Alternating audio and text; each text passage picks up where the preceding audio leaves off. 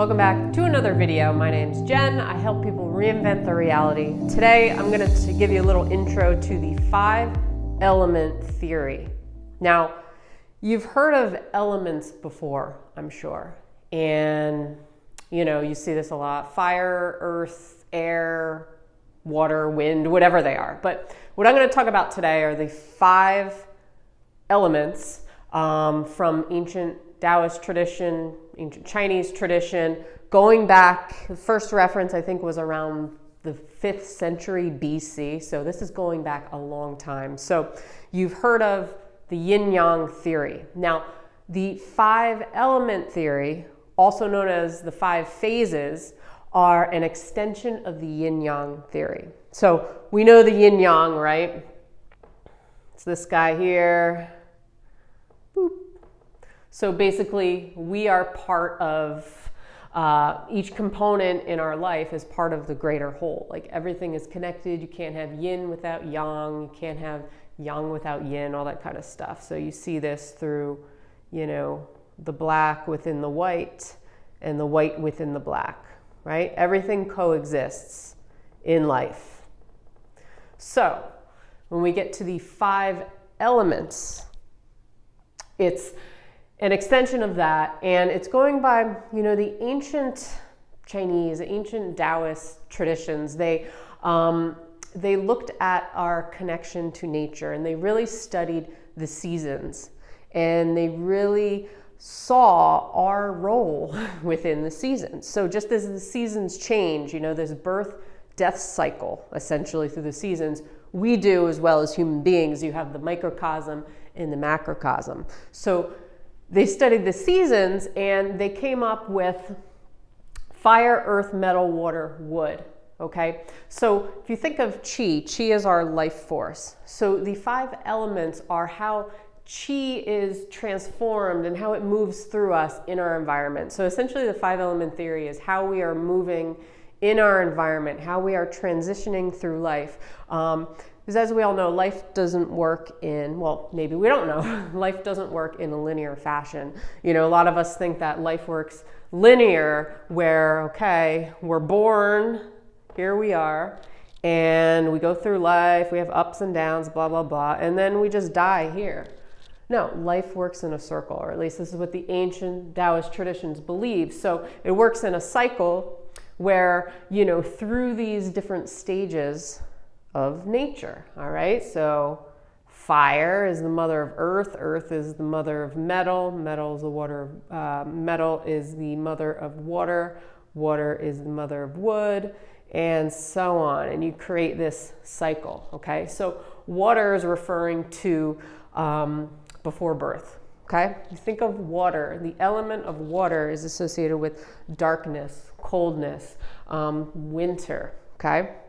So it's the most yin. So you have yin and yang seasons. So yang is this uplifting, rising energy, okay, masculine energy, and yin is more feminine energy. It's turning inward, it's colder, it's solidifying stuff. So winter is the most yin. So if you think of right before birth, all right, you're in the womb, all right, it's dark.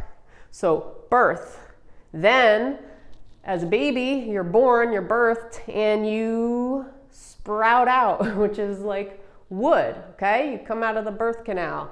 Wood, you think of, it's associated with spring, so you think of spring, what happens? Things start growing again, whereas winter, they've been hibernating, they've been dormant. So it's this dormancy going to life around in this circle. So you move from winter to spring, where things start growing. Birth, okay? All about birth. Then fire is basically adolescence. It's like, or the prime of life, okay? This is the most yang. It has to do with summer. If you think of summer, it's more lively, right? More energy. Same with the yang energy, masculine energy, okay? It's a little more vitality to it. And then we start moving back to earth, which is like middle-aged, where we get a little more grounded in life. So you think of the earth, right? Grounding. That's associated with late summer, early fall. And then the metal, which is late fall. Okay, and that's like older age. This yin energy starts coming in a little bit more, and then back to water, which is death. So it's birth and death. So it's this cycle of birth, creation, dormancy, and the 5 elements.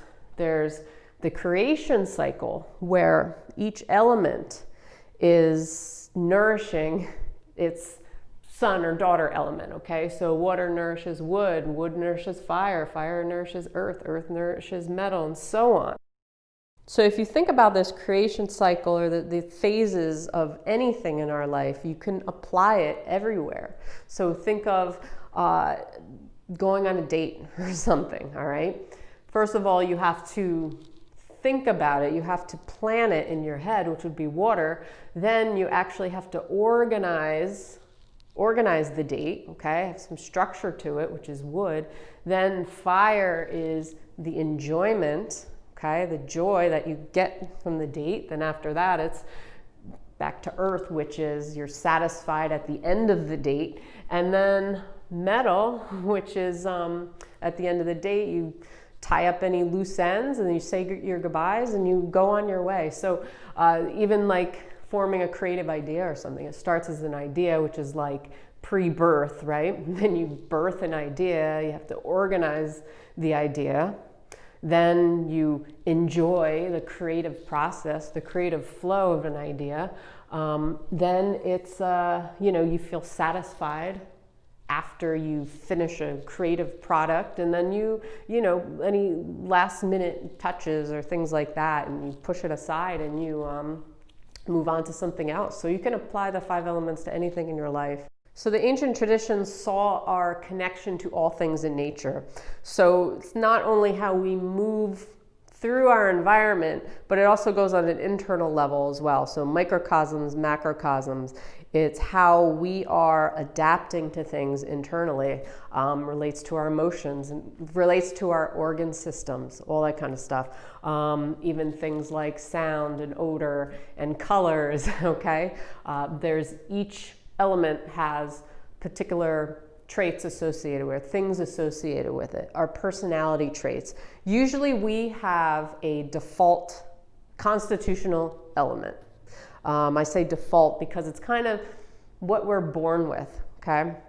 Or I'll say our primary element, okay? And it's basically our strengths and our talents, but it also can show us where our, I don't want to say weaknesses, but where we are prone to have certain outbursts of emotions or certain things in our lives that may put us out of balance. So the goal is to have all the elements in balance in your life. When something's out of balance, one element may be in excess, one may be deficient. Each element has a yin-yang aspect to it as well, so that's important to note.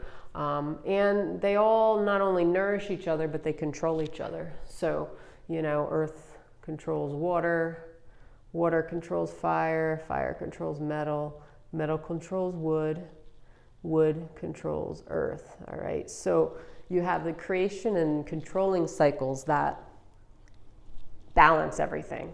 So when you have something happening in your life, or it's this inability to adapt to certain situations in your life, or even the seasons or weather changes, stuff like that, then you start to have issues.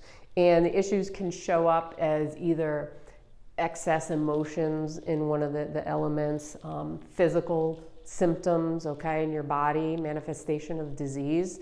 We move in according to things, everything outside of us, okay? We are not just separate, or we are not just like one piece of the whole. Everything is connected, a holistic approach, okay?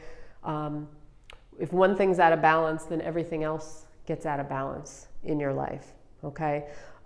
So it's a complex thing, and it takes years to actually study and know it, inside and out, all the associations with the elements, and treating somebody who has stuff out of balance through acupuncture or other means, lifestyle changes.